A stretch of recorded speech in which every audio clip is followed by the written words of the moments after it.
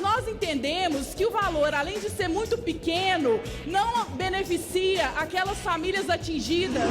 Um salário mínimo durante 12 meses para que se chegue a um ano. É o mínimo que a gente pode fazer por a população do Brumadinho. O orçamento impositivo é fundamental para que o Poder Executivo não exerça para além das suas atribuições. Nós vamos efetivamente viabilizar as emendas impositivas que se traduzem em imposto de saúde, ambulância, apoio para a agricultura, para as pequenas obras no interior do nosso país.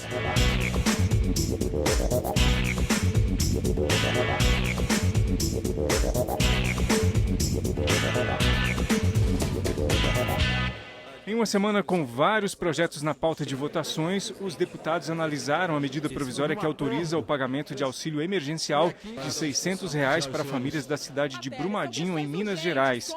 O dinheiro será repassado às pessoas atingidas pelo rompimento de uma barragem da mineradora Vale em janeiro deste ano.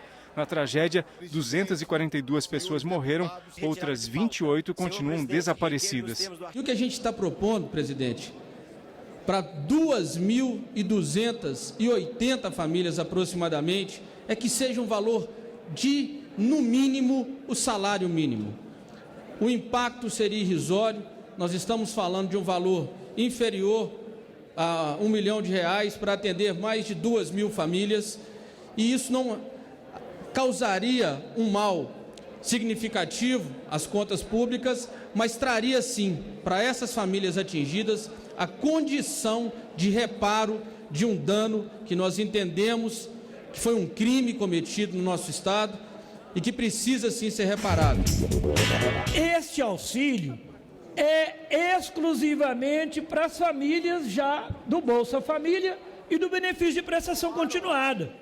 Os agricultores, aquelas famílias que tinham lá as hortaliças, que foram de fato vítimas, não recebem nada.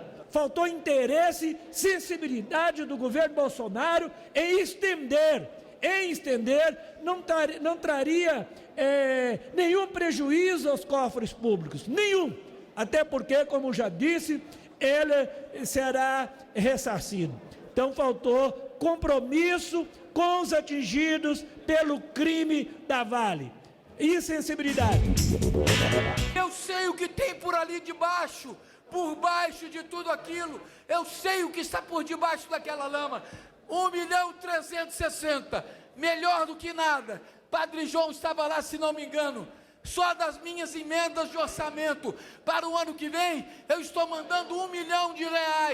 Agora vem o governo dar uma esmola de 1.360.000. Ora! Parabéns! Melhor isso do que nada. Mas o governo tem condições de fazer muito mais do que isso.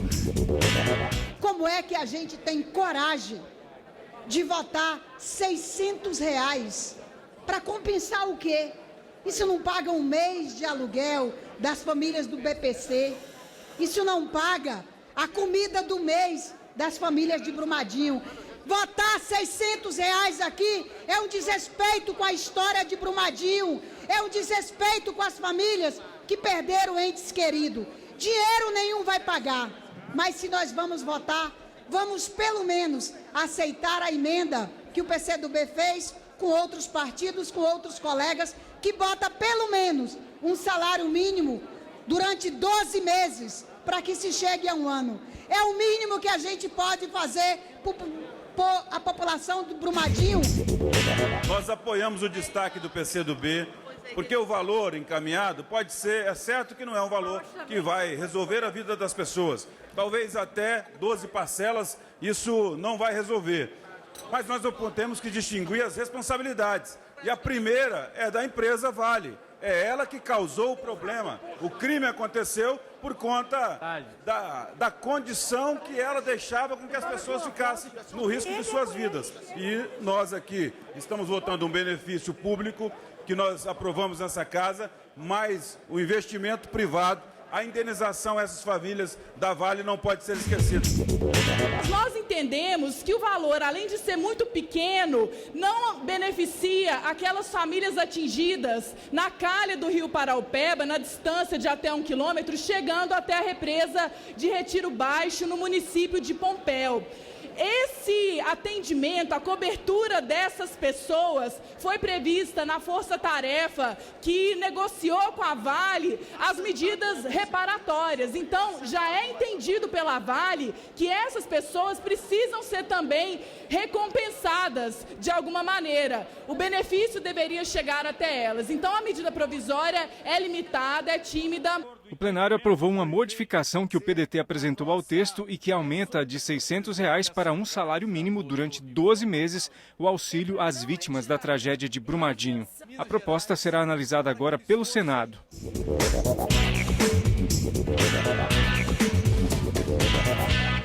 Os deputados aprovaram em primeiro e segundo turno a proposta de emenda à Constituição do orçamento impositivo para emendas de bancada. A proposta determina a liberação obrigatória dos recursos do orçamento que as bancadas direcionam para as obras e benfeitorias nos estados e municípios. Hoje são obrigatórias apenas as emendas individuais dos deputados e senadores. É fundamental que o legislativo, que representa a sociedade brasileira, coloque a sua digital na peça orçamentária. Então, o orçamento impositivo é fundamental para que o Poder Executivo não exerça, para além das suas atribuições, aquilo que é fundamental numa democracia. O orçamento impositivo e algumas outras medidas são fundamentais no âmbito da democracia brasileira, para nós garantirmos que haja efetivamente, ao mesmo tempo, quando possível, a harmonia, mas, sobretudo, o equilíbrio. Nós vamos efetivamente viabilizar as emendas impositivas que se traduzem em imposto de saúde, ambulância, apoio para a agricultura, para as pequenas obras no interior do nosso país.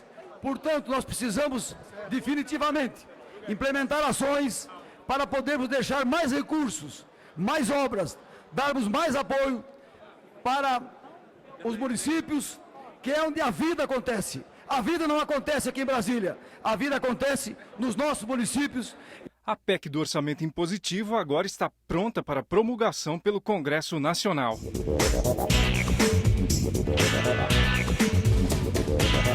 O plenário da Câmara aprovou ainda mudanças no rito de tramitação das medidas provisórias. O texto prevê prazos para a votação na Câmara e no Senado e proíbe os chamados jabutis. Eu, em nome da bancada do PCdoB, eu quero saudar a aprovação dessa emenda à Constituição. Nós vamos regulamentar a edição das medidas provisórias, que é um instrumento importante para a gestão pública, mas que deve ser utilizada em temas urgentes e relevantes. Seguidas vezes, seguidos governos encaminham a essa casa medidas provisórias sobre temas que poderiam ser objeto de uma lei, de um projeto de lei, que permitiria inclusive um debate mais qualificado com a sociedade, incluindo a colaboração do Parlamento no aperfeiçoamento do texto. Portanto, eu quero saudar o Parlamento, que não só afirma o seu papel, mas inclusive equilibra a relação entre Câmara e Senado, dando prazos fixos, pré-determinados, que todos conhecemos, para que possamos examinar no tempo certo as medidas provisórias. A partir da definição de prazos de 80 dias na Câmara, 30 dias no Senado Federal e a possibilidade, se lá for emendada, de um retorno de mais 10 dias para que a Câmara possa se manifestar sobre as medidas provisórias, corrige a questão da isonomia necessária entre as duas casas. Portanto, a possibilidade para que essa casa não seja monopolizada por medidas provisórias de origem do Poder Executivo. A chance para que projetos de origem nas nossas comissões, de patrocínio dos parlamentares, chegue ao plenário é permitirmos uma maior agilidade na discussão e na votação das medidas provisórias. A medida provisória, quando foi concebida em nossa Constituição de 88, era para casos de relevância e urgência. O nosso parlamento, Câmara e Senado, ele é todos os dias bombardeado, isso não é desse governo, é de todos os governos pós-Constituição, bombardeado com medidas provisórias, que muitas delas não têm nem relevância e nem urgência, mas que entopem a agenda legislativa. Na prática, fica o parlamento se debruçando sobre medidas provisórias. Nós estamos aqui retornando com essa PEC aquilo que deve ser. Nós estamos normatizando as medidas provisórias. A questão dos jabutis. Aquilo que é estranha matéria não pode ser ali embutida para ser votada e com isso provocar efeitos danosos à sociedade brasileira, seja na economia, seja na política, seja na área social. Por isso, senhor presidente, essa edição mostra claramente que esses prazos colocados e o fim de jabuti e medidas provisórias é um basta importante que esta casa coloca ordem na emissão de medidas provisórias e no Poder Legislativo como poder do povo brasileiro. A proposta segue para análise do Senado. Na pauta do plenário estava prevista também a votação da nova lei de licitações, mas um dispositivo no texto sobre crimes de gestores públicos gerou muitas divergências entre os deputados e a votação acabou adiada. Alguns deputados apontaram ainda outros motivos para não apoiarem a matéria. Fui surpreendido agora com a identificação de itens no artigo 182 que não estavam na versão anterior, que naquele momento eu não tinha até agora identificado. São itens com agravamento de penas, onde nós não podemos analisar a dosimetria de penas. Nessa casa tem uma comissão especial de Código Penal. Eu considero que o texto aparecer 1 hora antes da apreciação, com agravamento de penas, havendo uma comissão especial de Código Penal, acho desagradável, no mínimo. Nós fizemos leitura aqui agora e tem inúmeros artigos extremamente subjetivos tratando de criminalizar a administração pública. Uma coisa nós queremos, punir corruptos, ser duro com quem cometa qualquer ilícito. Mas se você faz uma legislação criminalizando o prefeito de maneira subjetiva, você vai infernizar a vida de quem é honesto e facilitar a vida do bandido. E isso está sendo consenso. Eu acho que o acordo ideal é adiar para que a gente, de fato, aprimore o projeto. Temos tentado trabalhar um acordo, tentar construir e votar e avançar com essa matéria, mas alguns líderes, poucos, trouxeram algumas questões que, inclusive, foram discutidas com suas bancadas, mas a gente não tem nenhum problema. O projeto não é meu, o projeto é do Brasil. Agora vamos rodar para amanhã ou para a próxima semana e aí vamos ver como vai acontecer os desacertos, porque vão vir os interesses de vários segmentos, vão vir as pressões e, lamentavelmente, a gente vai ter mais dificuldade de votar uma matéria que, no meu entender, é uma matéria que está madura, está discutida, está bastante, muitas pessoas envolvidas na sua discussão, de uma forma transparente, de uma forma clara, e que, lamentavelmente, por alguns muito poucos, a gente não vai conseguir finalizar no dia de hoje.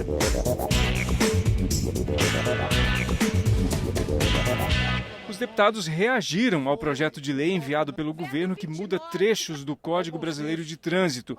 Um dos pontos mais criticados foi o que muda a punição para quem transportar crianças sem o uso da cadeirinha. Também foi questionada a mudança de 20 para 40 pontos como limite para a suspensão da Carteira Nacional de Habilitação. 40% das crianças que morrem em colisões estão dentro dos veículos.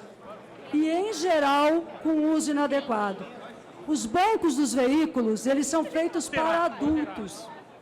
Portanto, isentar do uso da cadeirinha dentro do veículo é colocar as crianças ainda mais em risco. Para a defesa da vida, nós devemos estar contra medidas como estas. O assassino número 1 de crianças no Brasil é o transporte de crianças sem o dispositivo necessário. O que está acontecendo conosco, senhores? Vamos regredir? Nós temos que avançar.